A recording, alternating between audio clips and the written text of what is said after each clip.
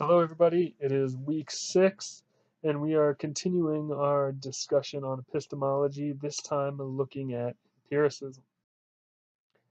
So, just to recap, last week we talked about epistemology, but from the stance of the rationalist, and we focused our attention on Descartes, who tried to really dismantle the world, uh, eliminating all of the ideas he had about the world, trying to bring them back one at a time purely with rationality. And so, if you'll remember, he talked about an evil deceiver who was always trying to trick him, as it were, so that he could guard against holding any beliefs that may not be true. So, the only things he would accept were absolute truths about the world. And so, he began with his cogito, the I think, therefore I am, talked about the existence of God and how the principle of sufficient reason would lead us to a creator that would not deceive us. But there were problems with this idea, with gaining an understanding of what it means to know something. And that is really that when we start with the I think, therefore I am, it's not quite clear that the I is really represented. We know that there is thought going on, but not necessarily that it's I that is doing the thinking. And this kind of first person perspective isn't very clear from the rationality of I think, therefore I am. And secondly, he goes into the existence of God, claiming the principle of sufficient reason, and we talked about Aquinas and how really you need a initial causer to cause the motion and creation of the world. But is this principle of sufficient reason really something that we are not being deceived about? Descartes doesn't hold this up as something that could be questioned or thought to be a trick from the evil deceiver. And so he just kind of takes it at face value as truth when really he's not doing justice to this idea of an evil deceiver. If he's going to present an evil deceiver and only bring certain pieces of knowledge back, it's not quite clear that the principle of sufficient reason is necessarily fact, because we can see in instances now today where it may or may not be true. And so we're going to continue on, but this time I'll look at knowledge from a different perspective, the perspective of the empiricist. And so empiricism offers a concept of knowledge that differs from rationalism. And the way that it differs is that empiricism focuses on the experience of an individual, where we gain knowledge through our experience in the world. So empiricists claim that knowledge is a posteriori, which is that it arises through experience, versus a priori, which we talked about last week, and originates through just rationality. So for the empiricist, we actually have to exist in the world, experience information and events to learn. We can't necessarily do philosophy or understand the world from our armchair like Descartes was trying to do in his study. Instead, we need to go out, experience the world, use our sensations, read books, and do all of that stuff.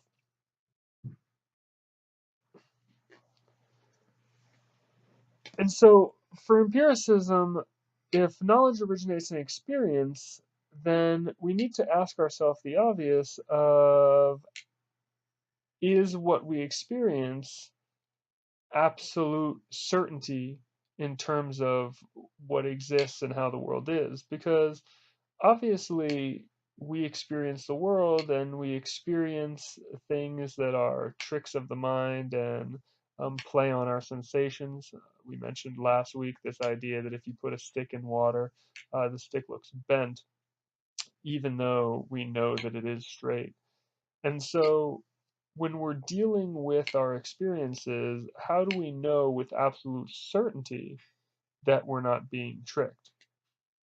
And so John Locke, who we'll be focusing our attention on this week, the premier empiricist that we're going to be focusing on, comes up with kind of a few responses to this idea about knowledge and certainty and it being based on our experiences. And first, he's going to say that when it comes to uh, knowledge with a capital K, this absolute certainty knowledge, he's going to say that empiricists can't really absolutely and with certainty obtain knowledge. The knowledge they gain is kind of a lesser degree.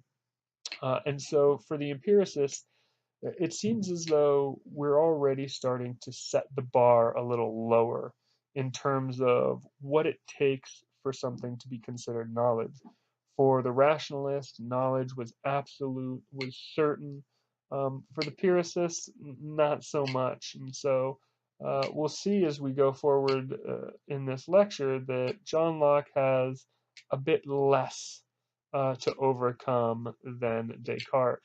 And that perhaps means that he may be successful in some of your minds with convincing you that knowledge originates purely out of our experiences.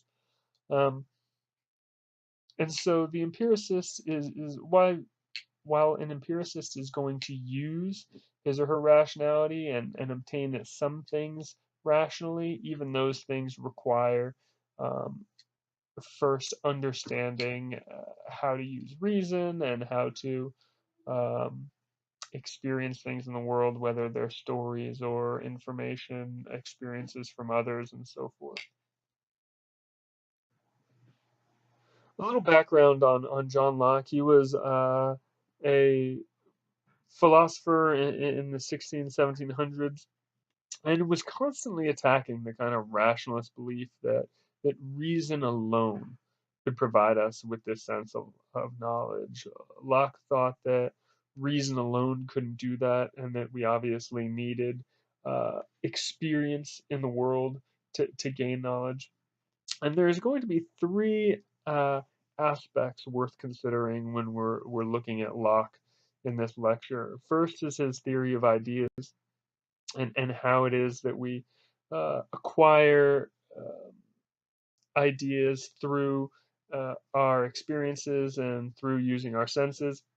And then the distinction between primary and secondary qualities, because these are going to be differentiated by Locke.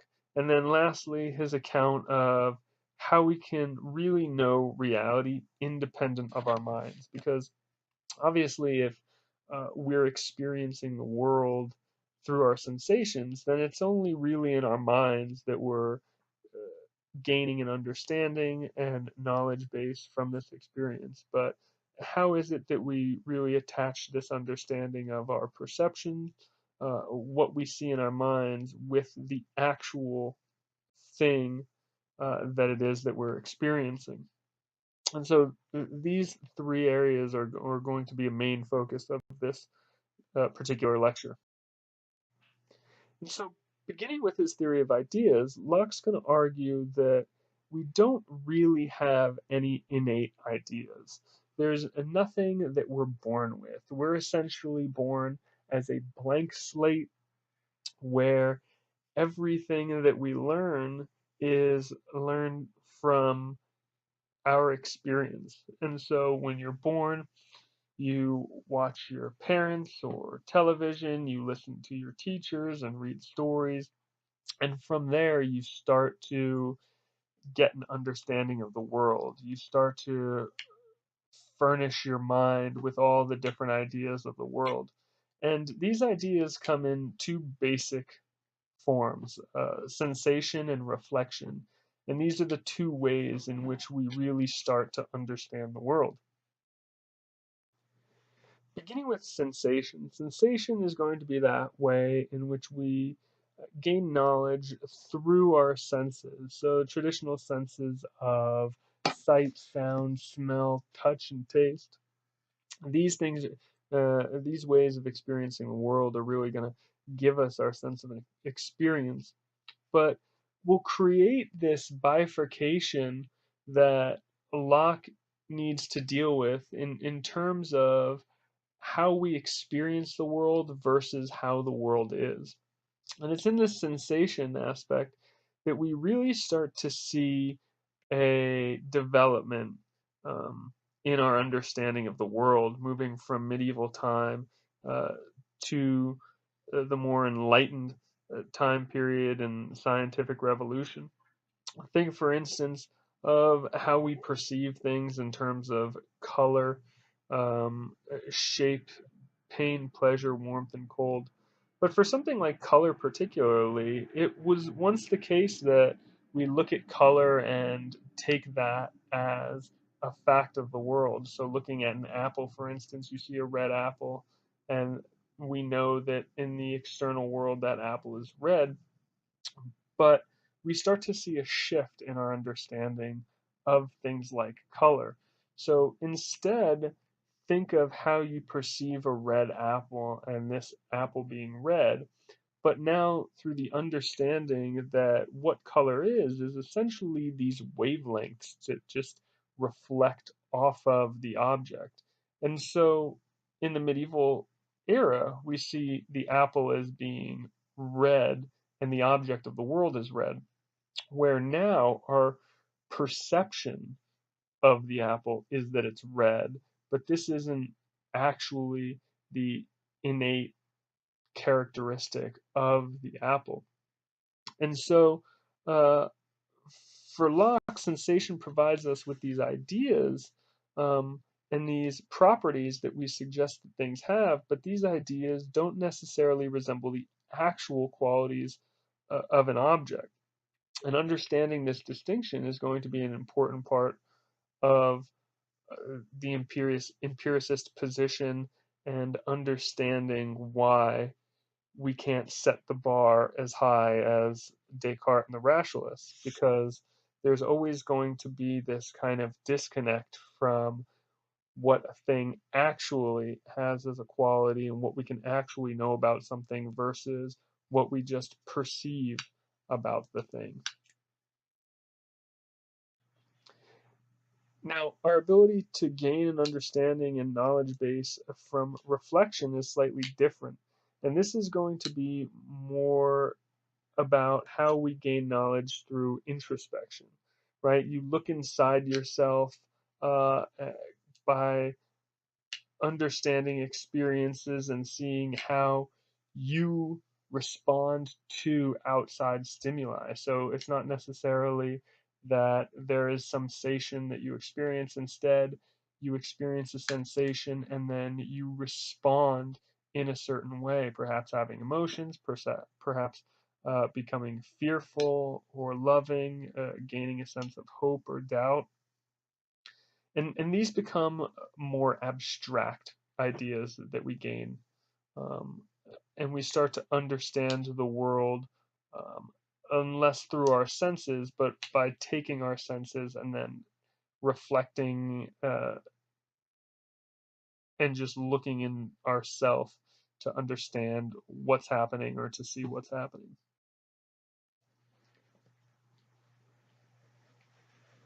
And so when we use sensation and reflection to experience the world, we start to acquire ideas about the world. And we start to think of knowledge as that relation of ideas. So with the Piercis originally makes the claim of knowledge originates in experience. What we can see by that phrase is really that ideas come from experience. They're not necessarily innate. And it's those ideas that provide us with a sense of knowledge about the world.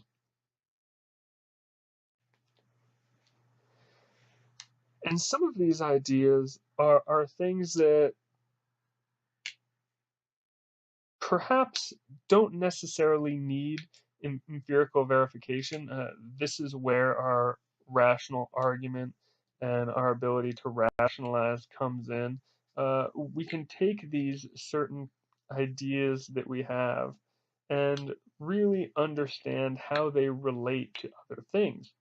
And this is kind of where Descartes gets that principle of sufficient reason, right? By seeing that everything has a cause, or experiencing everything as having a cause, he can then from there rationalize this idea, well, if this thing needs a cause and that thing needs a cause and this thing needs a cause, then we can gain an understanding of this principle of sufficient reason. We can also start to understand the scientific or laws of physics, where we can recreate these laws or rationalities that we understand to be true and hold true all the time. For instance, we can look at Leibniz's law of non-contradiction. Uh, Leibniz suggests that nothing can be and not be at the same time, and this is something that we can sort of rationalize through our understanding of concepts and ideas, right? Understanding that if something were to exist, then by definition it couldn't not exist. And if something didn't exist, then by definition it couldn't exist. And now we can rationalize this idea and understand this idea about the world, but this isn't something that we could have understood without first understanding concepts. So you start to see where our knowledge comes from. Even though we can rationalize things, we first need to start to look at the world and understand how things begin to work.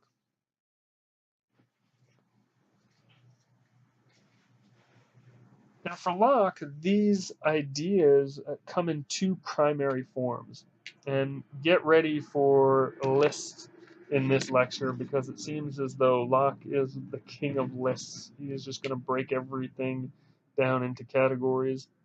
And when it comes to his ideas, uh, he's doing the same between simple and complex ideas. Simple ideas are going to be those ideas that are created through our experience with our senses. So again, through the sight, smell, touch, taste, um, things like sweetness or yellowness, weight, for instance. It's those types of somewhat constant ideas that we get about something. And then that's differentiated from complex ideas, which essentially are just made up of simple ideas. And so, an example perhaps of a complex idea would be a horse or regret. Um, it's not the case necessarily that you see a horse necessarily. Instead, you see something, let's say, brown, of a certain texture, of a certain height, weight, uh, and from that you create an image or a concept that fits all of these different criteria and classify it as something else. So we would classify a brown, hairy, four-legged, carrot-eating animal as a horse. So horse becomes a kind of complex idea made of those simple ideas. So from what we began with, that all knowledge originates in experience, really becomes uh, essentially that all ideas are simple or complex, and simple ideas are derived from sensation or reflection, and complex ideas are built from those simple ones.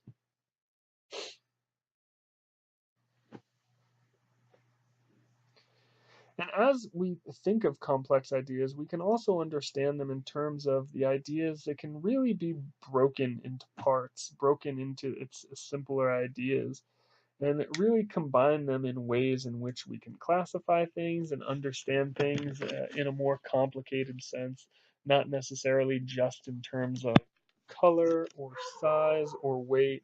We can really think of them in that more complex approach to what it is to feel regret, for instance, or what it is to understand what a university is.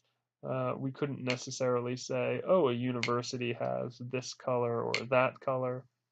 It doesn't look or feel this way. It's essentially just understanding all the different pieces and how they're put together and relate to one another. And from those simple ideas, we end up getting a very complex one.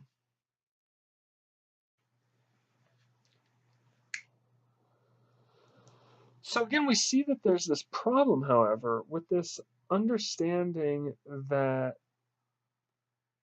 we sense the world and reflect upon the world to create either simple ideas or complex ideas.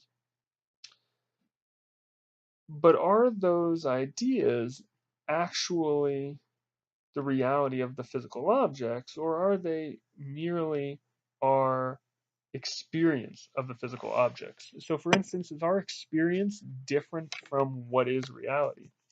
So, is reality indistinguishable from our ideas? Are they the same thing? What you see is what you get, or is reality mainly based in our heads, in the ideas that we experience? Uh, think back to Berkeley and his understanding about what is real.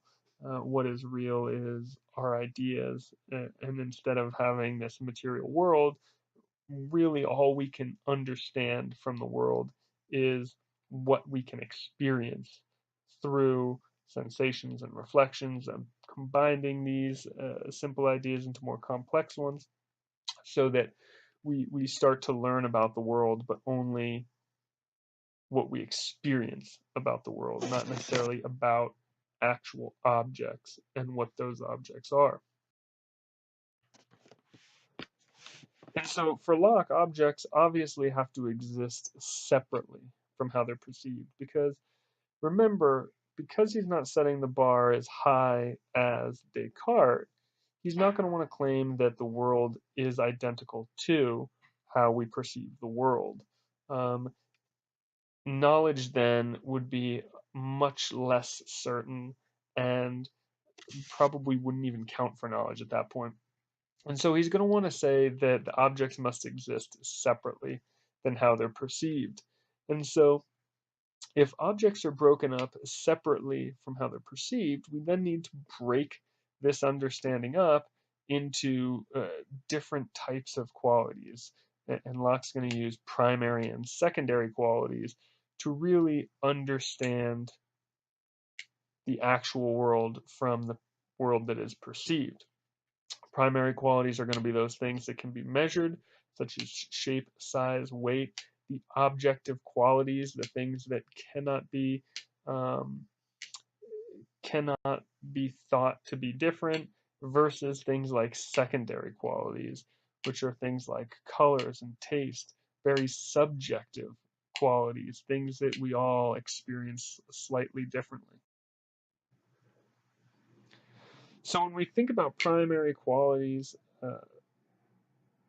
we're really thinking of the innate quality of the things in the external world. So, uh, when, for instance, we look at an apple, we get the shape, we get a weight. Let's say it's 100 grams, it's shaped in this way, and this is largely objective in nature. It's always going to be 100 grams. If I weigh it at 100 grams, then it's going to be the same weight. If someone in a different country weighs it, or it'll be the same shape roughly. And so these primary qualities are going to be the qualities that are within the object. They're primary, they are actual qualities. And so these things are going to be essentially representative of the actual object. So, for instance, when we experience an apple, we get a representation of a weight, right? We get this mental representation. And this mental representation we see has roughly the same quality as the actual object, right? I experience the weight of this object as being 100 grams. this thing is 100 grams. I experience it as being this size and taking up this amount of space. And I can for certain say that, well, an apple roughly is that size and takes up this amount of space.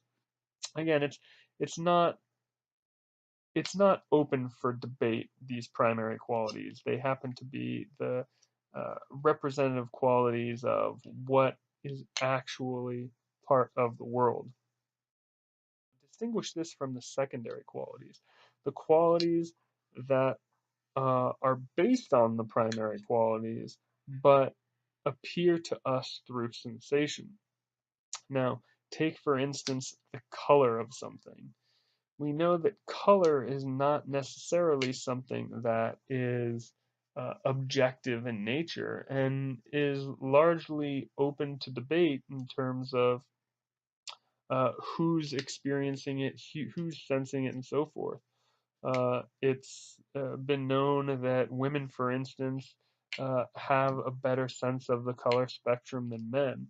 And so a woman might experience the color of something in a slightly different way than a man will.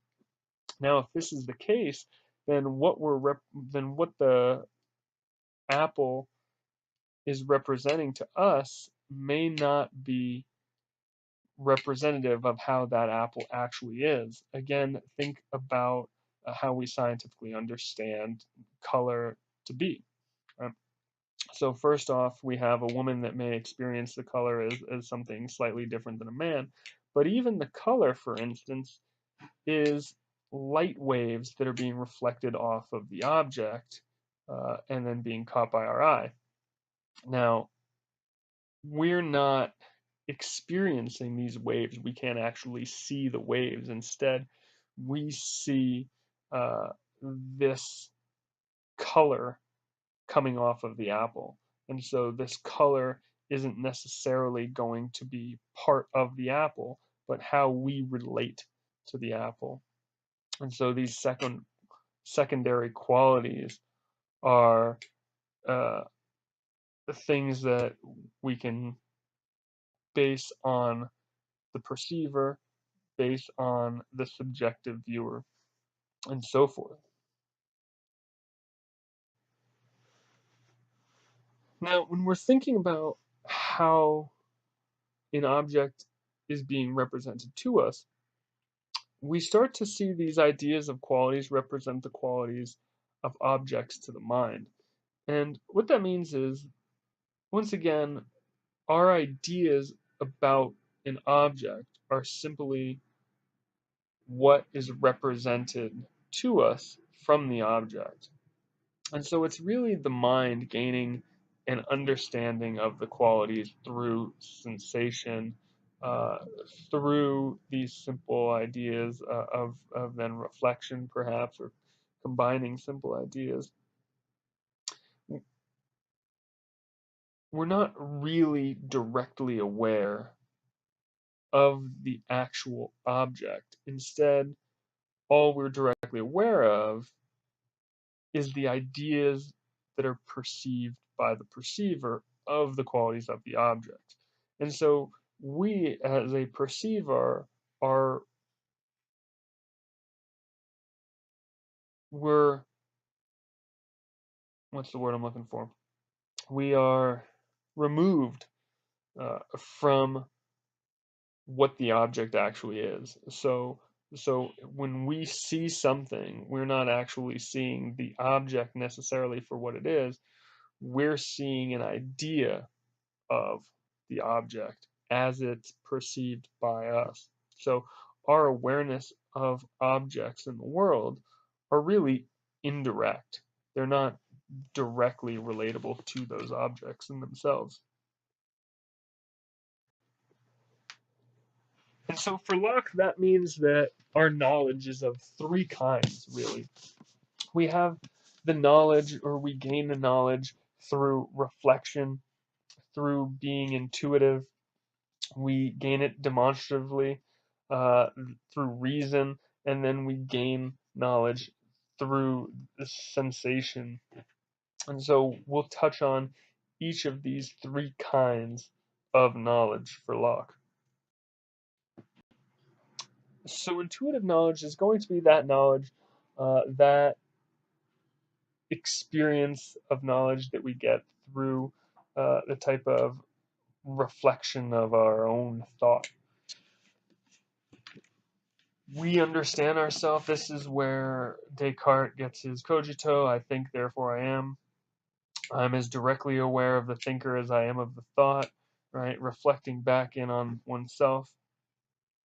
These are the types of pieces of knowledge that obviously there still needs a perceiver to be any type of understanding of our ideas, but this is something that kind of can come to us through just looking inside oneself. Demonstrative knowledge is going to be instead that knowledge of basic laws or understandings of the world that we can come up rationally through rationality. Um, for instance, the idea if A is greater than B and B is greater than C, A must be greater than C. We know this logically, we know this rationally, and we can therefore uh, reason our way to understanding certain aspects about the world. Now, again, for Locke, even though that we have this demonstrative knowledge based on reason, this reason is still going to be largely understood only through our experience of how things relate to one another and so forth.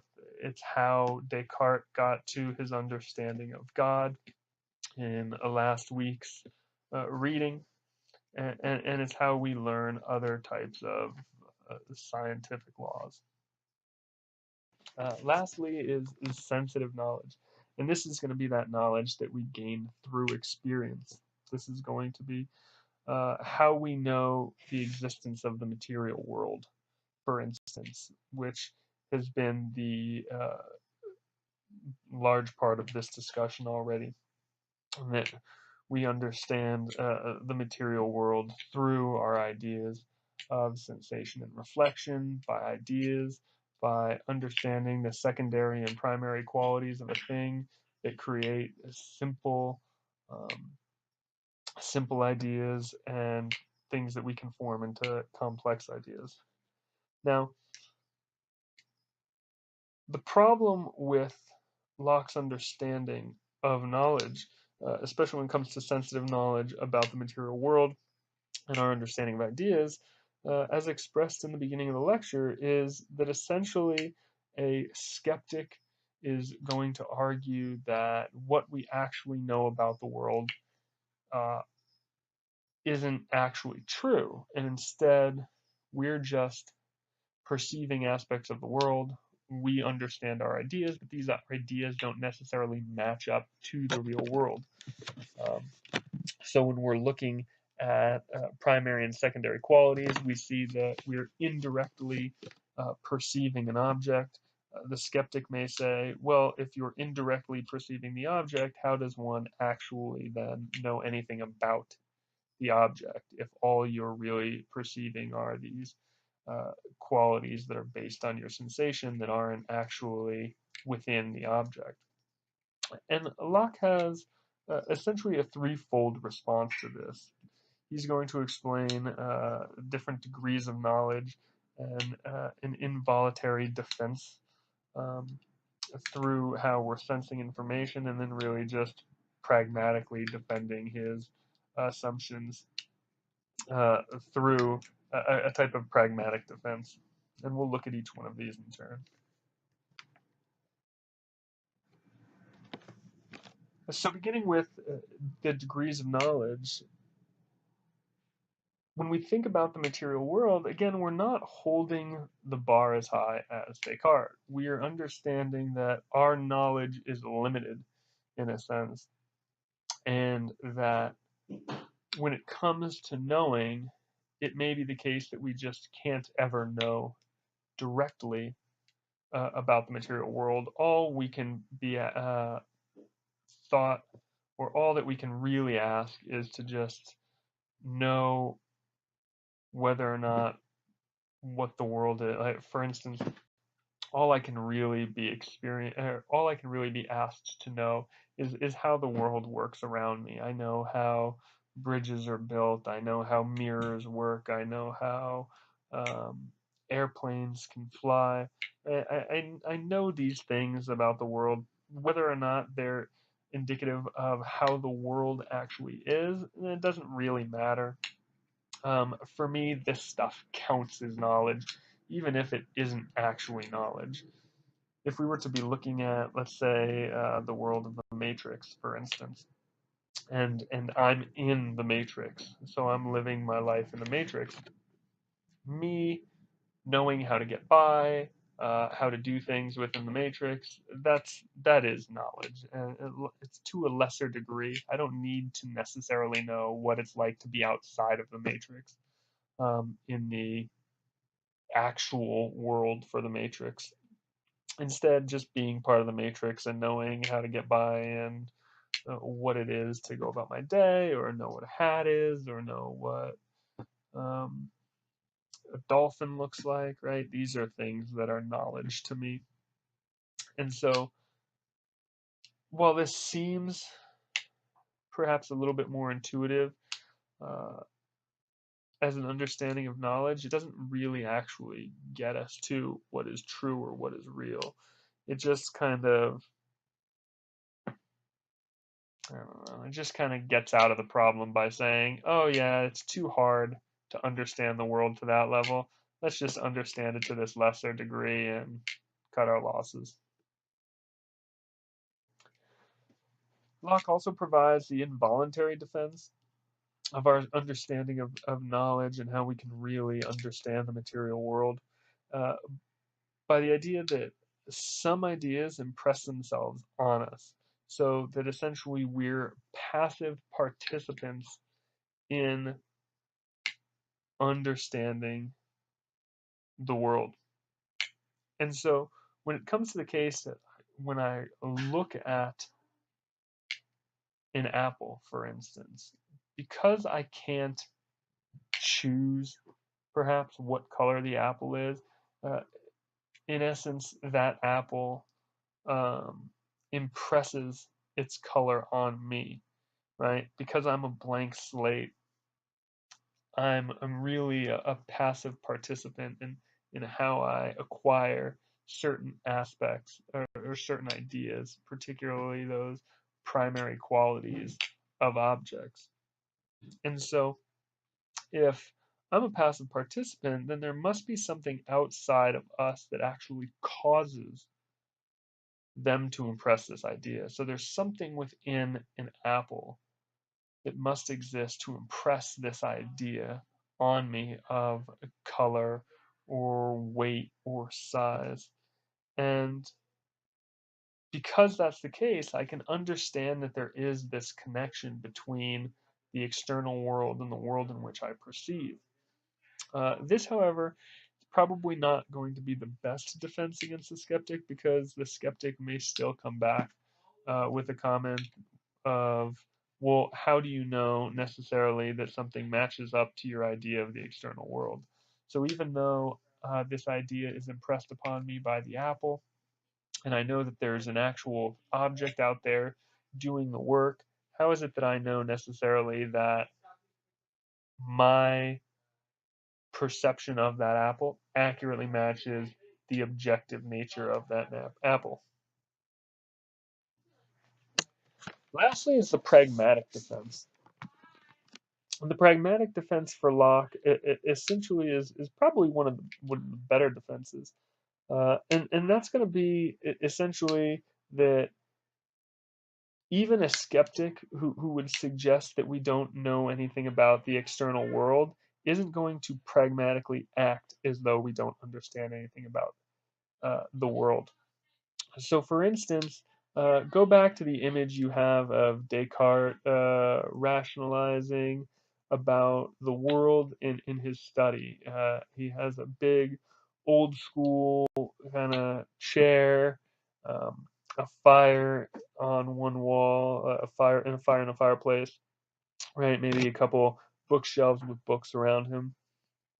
Now, if we were being skeptical about what we knew of the external world, then surely Descartes would have no quarrel with the idea of walking over to the fireplace and sticking his hand in the fire. But of course, he's not going to do that. And even if he's being as skeptical as humanly possible, he's still going to refuse to stick his hand in the fire because there's something in him that knows what's going to happen if he does. And so, because the pragmatic person, or because the skeptic won't practice what they preach, as it were, then surely that shows that there's something to be known about the actual world and the world of what we perceive. Because if the world was something different than what we perceived, then the skeptic would have no problem in doing things that may essentially harm one or harm them. While Locke seems to adequately defend himself against the skeptic, and really make a pretty decent case for how we understand the world, or how we are considered to gain knowledge, or define what knowledge is. There's a big problem that seems to kind of follow him throughout his entire um, description of what knowledge is. And essentially, it's that it's unclear that he can really explain um, how some of our ideas are independent of the real world, and that we have knowledge when our ideas resemble that world. So what that means essentially is that if all of our knowledge originates in ideas that we gain about the world, how clear can we be in an understanding of the world? I mean, if we're handicapped to begin with by acknowledging that the world is not the thing that we're actually going to have knowledge about, but instead we are going to understand the world through our ideas, what makes us so sure that these ideas match up to the world? Again, our senses are often tricked. Our ability to rationalize is constantly challenged. We seem to uh, use and eat and drink substances that changes the ways in which we perceive the world, or take medicines that change in which we sense certain things about the world. And so if we're only able to ever acquire ideas about the world, why is it that we can be so certain that those ideas are good enough to explain, or accurately can explain, the actual world around us? Can we even know that there is an external world out there that we can really perceive, or are we going back to Berkeley and just gaining these ideas about the world and not necessarily knowing that there is a world out there? Could we all just be, for instance, the thought or experience or glimmer of God? Or is there actually a material physical world out there? And is our perception of that world a good representation of how the actual world is? So skeptics like Hume are going to essentially say no. And then from Hume, you get writers like Kant who come back and say, well, it may be a little both of rationality and experiences of the world. We seem to learn things uh, a priori as well as a posteriori. Um, and yet, it seems as though no matter what we experience under this empiricist position, we're always going to have the skeptic right at our side, expressing skepticism if our experiences can match up to the world and how we can explain that for certain. I mean, does this even count for knowledge? Locke stated at the beginning that knowledge is not quite that thing that Descartes was after, and that we really couldn't understand the actual world completely anyway. So I'm just going to lower the bar so that when I say that I know something, really it just means this kind of, well, I know this thing to a lesser degree. I don't know it necessarily for certain. It's just I know it well enough to get by in the world. Would you consider that this is a good enough explanation of knowledge? This is going to be something that we'll be discussing in the discussion for this week, which please remember you are doing your discussions for the week. Try and get those first posts in by Wednesday, Thursday, and then are responding to 2 fellow classmates by Sunday night. Please also make sure that you are taking your assessment. And if you have any questions, always the Q&A section, the discussions.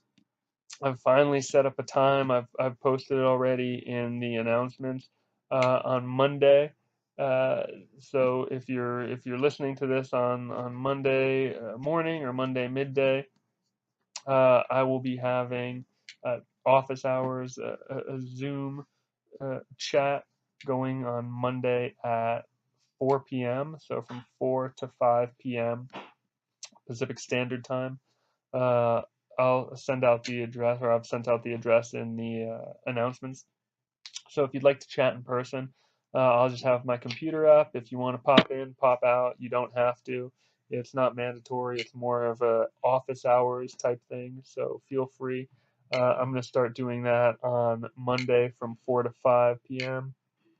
If for some reason that time doesn't work for you, but you'd still like to chat at some time, shoot me an email and we can schedule other times to do that. I can probably jump on at 3 to 4 p.m. on Wednesdays, or at least this first coming Wednesday. And that way, if you have anything complicated that you'd like to ask, you're not really sure what you're not understanding or how to explain something in an email, we can do it over video chat. So that'll be happening this week. Next week again, we'll start to do this consistently on Mondays from 4 to 5 p.m. so that if you have anything, I will be around. If you just have something small, you want to address it in the Q&A and the discussion, go for it. Also, you can email me directly. Now, lastly, I hope everyone has looked at the prompts for the essay that will be due later on in the semester. Please make sure you're reading through those and the instructions, picking one of those prompts, starting to do a little bit of research on them. You still have plenty of time, but it's never too early, really, to get a head start. Next week, we're going to be looking at a small piece by Gettier. We already really addressed it last week, but we're going to focus in on it a little bit more in depth next week. And then the week after will be the midterm. And so in next week's lecture, not only will I go over the Gettier paper and what it means to think of knowledge as justified true belief, but also I'll go over how the midterm is going to work and how it's all going to be set up so that in week 8 you'll be able to take the test, which is going to be a 2-question essay test. And I'll explain that in more detail in next week's lecture. And then the week of the 8th, or not the 8th, but the 8th week, so not next week, but the week after, when you are going to be taking the test, there will not be any mini assessment and there will not be any discussion. Instead, I'll just post a lecture about writing for philosophy, and that'll be about it. So you'll have that whole week to just kind of focus in on reviewing and taking that midterm. I, of course, will make myself accessible through the Zoom chats a little bit more on that 8th week. But again, there'll be instructions, and I'll explain everything next week in that lecture. So don't worry too much about it now. Just focus in on the rest of epistemology. And if you have any questions, feel free to ask. Otherwise, have another wonderful week, and I will chat to you all next week. Take care.